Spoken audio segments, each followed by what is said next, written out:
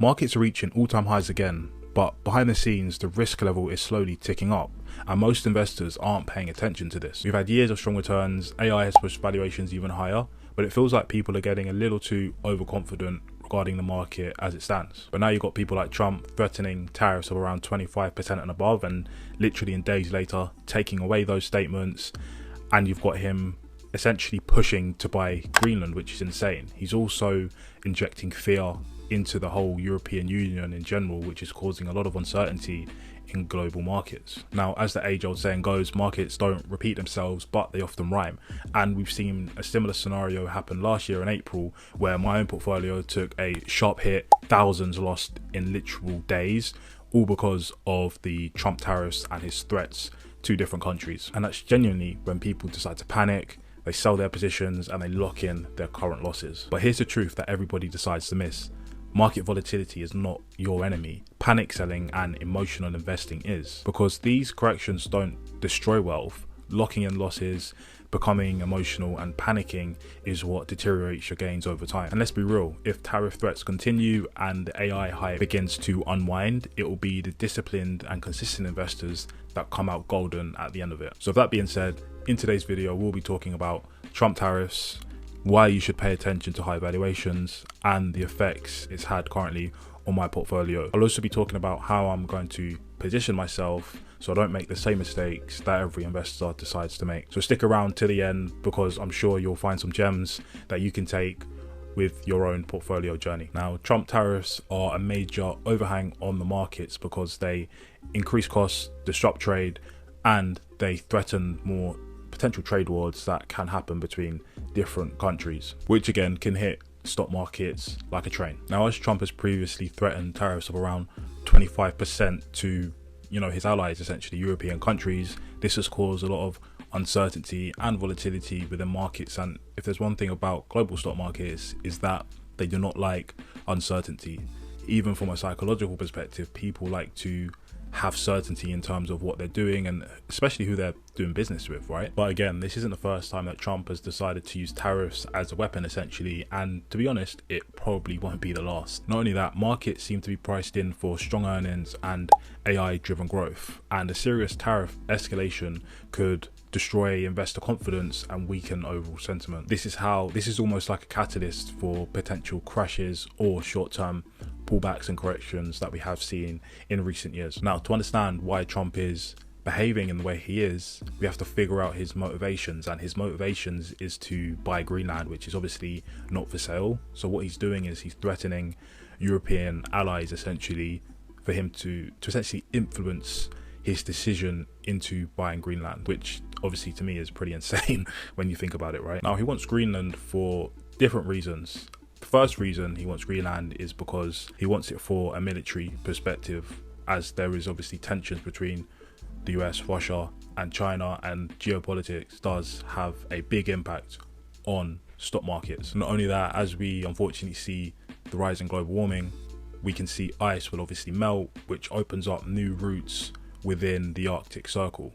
And as ice melts, this opens up new trading patterns for businesses to essentially go through, and over 90% of trade is done overseas. Essentially, whoever has not ownership but controls the seas can dictate trade or influence trade in a certain way. Greenland is also incredibly rich in rare earth materials and oil, such as uranium and other components that are used in cameras, iPhones, laptops, everything that we need, even creating AI and semiconductors. We need those bits of technology. Now, it's clear that Greenland is not for sale, but it's clear that Trump is using tariffs as a negotiation weapon, essentially, or a threat, you could say, to influence other countries. Now, as we know, we've had insane returns over the past few years, and it's been a great time to obviously be an investor. But with that being said, valuations are climbing up every single day. Everything's getting a little bit more expensive as I speak, and now there are certain fears as that certain stocks and indexes are essentially overvalued, which isn't good from an investor sentiment perspective. This is because, for example, if the AI hype decides to unwind, or large companies such as Nvidia or AMD start to see a slowdown in earnings, this could see a tumble of those particular stocks that are currently weighted a lot more within the S&P 500. So if we see a sharp pullback in a company like Nvidia, that will impact the S&P to an extent. But to get an understanding of how we are priced currently, we can look at the Shiller PE ratio, which at the moment stands at 40.63. This essentially helps investors to see if markets are expensive or cheap, and it compares it to a time in history. Now, the Shiller PE ratio shows lower future returns. It's not a magical pill, but it's a good oversight to see if markets are overheating. It's much better to look at this over a long-term time horizon, 10 years plus, rather than short-term trading. And as I'm a long-term investor, it's a good gauge to look at now and then. Now guys, wanted to open up a portfolio and again, for transparency reasons, show you the impact that volatility, uncertainty and tariffs can have on a long-term portfolio. So as we can see on the left-hand side, we can see, I believe the lowest amount I saw the portfolio was a slight loss of 13.2%. So in monetary value, that is 2.5k that we saw during the April correction and crash. And I saw this period as a time to double down, buy some stocks. That's when I got involved into the Amazon position, which I'm still holding, and to not really see the time as a point to sell and liquidate. I knew people that sold their positions or decided to trade their positions. And what I mean by trade is sell their shares and try and, you know, time the bottom of the market. And those people are still holding cash to this day. And, you know, as we can see,